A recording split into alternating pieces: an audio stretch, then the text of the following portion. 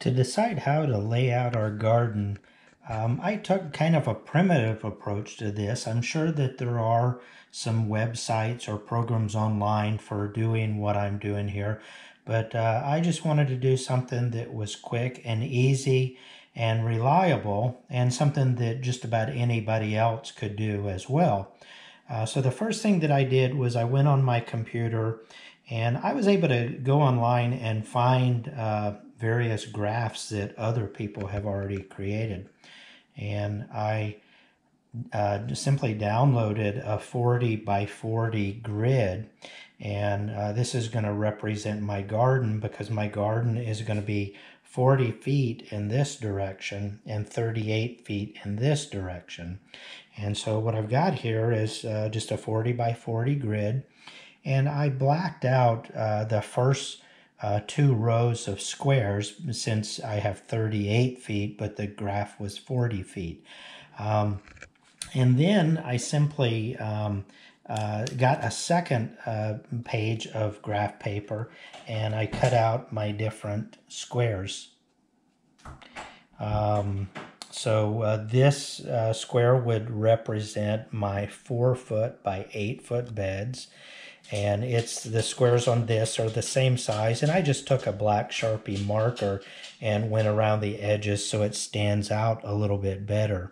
And because Jenny's the one that does most of the maintaining of the garden, I usually help her get all of the beds in, and I'm kind of the grunt work or the muscle work, and she does most of the weeding and planting and all of that. I figured I'd go ahead and let her lay it out. So she was able to come up with this pattern, and we've got squares here for our 3-foot by 12-foot metal beds that we just recently purchased. And so we've got our 4 by 8 beds represented here. We've got our 3 by 12-foot beds represented here. We've got a couple beds that are 4-foot by 4-foot, and then we're going to have 2 arbors, one for our cucumbers and one for our green beans, and we usually rotate those year after year. But I took a basic measurement of those when we had those up last year, and so those are represented here as well.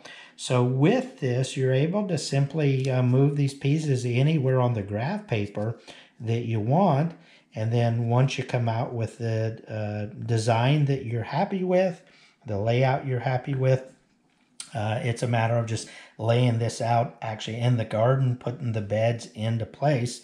And this allows us to make sure we have a nice layout. One thing you have to keep in mind is you want to have enough room between your beds for at least the wheelbarrow to fit.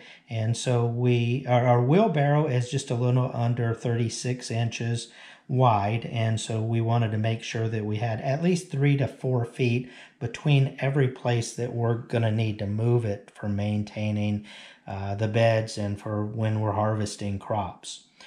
So I hope this works for you, and now it's time for us to actually put this into place and go out and start measuring in the yard and laying everything out, and actually getting the beds into place, getting them ready to be loaded up with dirt. Okay, now we've got all of the beds assembled, and according to Jenny's paper layout, we've gone ahead and set them up in the garden. Now, we did take time to put this black stuff down. It is important that you do this with this type of gardening. Otherwise, we're going to be battling weeds all summer, and we don't want to do that. So all of the beds are laid out exactly where we wanted.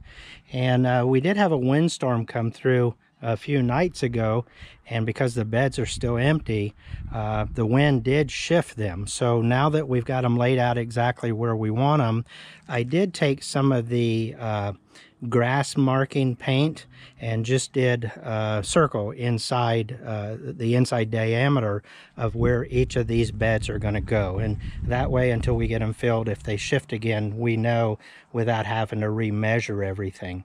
But the next step is, even though this black material is porous and water will seep down through it.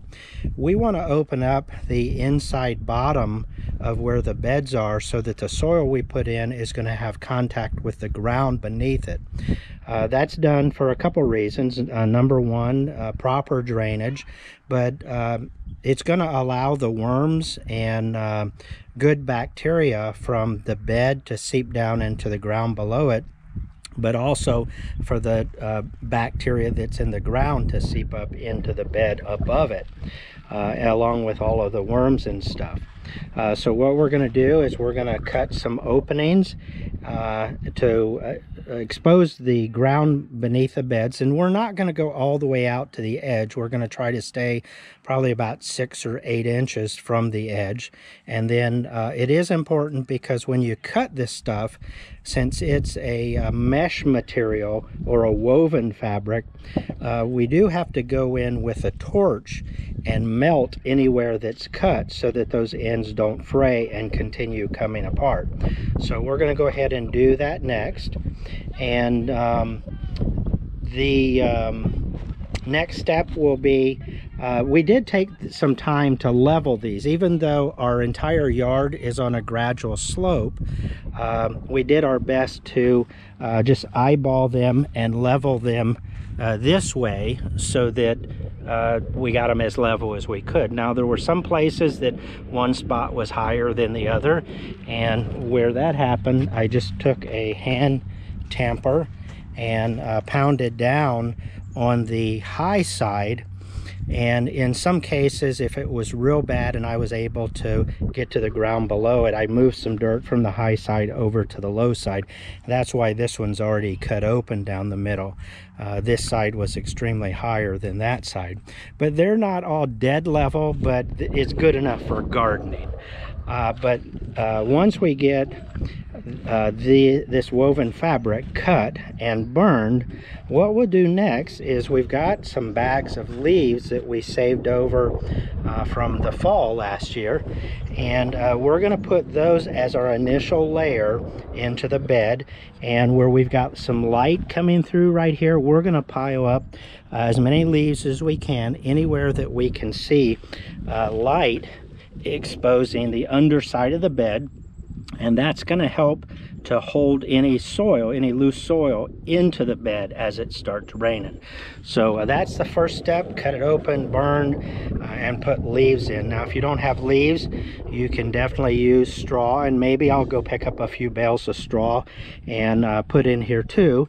But then before we actually start putting our soil in, the next step is I helped a neighbor take down a tree, and this is that tree along with some other, we've got some birch, we've got some pine, I think we've got a little bit of oak in there, but we're gonna take a bunch of these logs, and I am gonna have to cut up the big timbers there, but we'll take a bunch of those and put those into the beds on top of the leaf.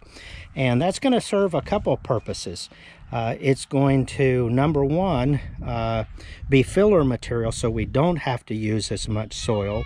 But anytime you put a log, and that is newly cut timber, it would be best if you could use older timber, and we're going to go into the woods later on and get some old down logs from over there, because I don't think this is going to be nearly enough for what we need. But if you put that the cut up timber in the bottom, it's going to take up some space, so it doesn't take so much soil, as I mentioned. But these logs will act as a sponge, and over time they will break down. But this stuff's going to take years before it actually breaks down. But in the meantime, as soil gets rained on, these logs are going to soak up water, since they're going to be in the bottom of the beds, and they'll soak up water when it's wet, and then they'll slowly release that water when it's dry. And so it'll help retain moisture in the bed, so it shouldn't require as much watering in these beds. But we still have a lot of work ahead of us, and so we're going to go ahead and get started and try to get this wood pile knocked down and into as many of these beds as possible. Okay, so now I have a light layer of logs down in the bottom, and got the leaves tucked in around all of the edges here. And like I said, I'm not going to go too crazy with the amount of wood that I put in here. Just a little bit will do. If I find I'm running low on soil, maybe the next few beds will have more wood. But for right now, we're just going to do a very light layer like you see here. And now comes the long, tedious job of shoveling all of the soil in here. I do have a neighbor that has a tractor with a scoop on the front who did offer to help out. And while it would be very nice to be able to do that, I'm worried with all the time we spent putting this black stuff down, and because the soil underneath it is clay, and it's right now, because it's early late in the winter, not quite spring yet, the ground is very soft underneath this. And I'm worried that if he runs a tractor over this, he's either going to create big divots that are going to be a problem, or he's going to spin the wheels and mess up the black stuff. So I think that I'm going to have to do just as much of this as I'm able to with the wheelbarrow and a shovel. And maybe when we go to do the frontmost ones, where he's just driving in the grass, maybe we'll take advantage of him when we get to that point. But yeah, now it's just a long job of filling them up.